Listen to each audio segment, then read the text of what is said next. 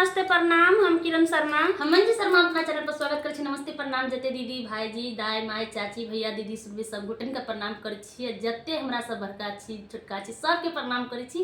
अनायत आशीर्वाद देते रहू, प्यार आशीर्वाद बरसबैत रहू और हमरा सबके नहीं कखनो भूलू और शेयर कमेंट करते रहू।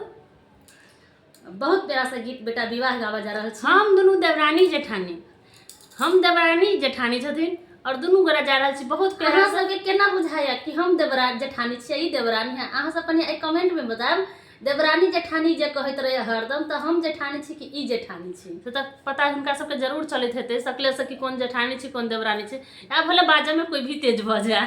अब बहुत प्यारा सा गीत है, अहाँ सब जरूर सुनम, जरूर कमेंट करब। बेटा विवाह गीत है।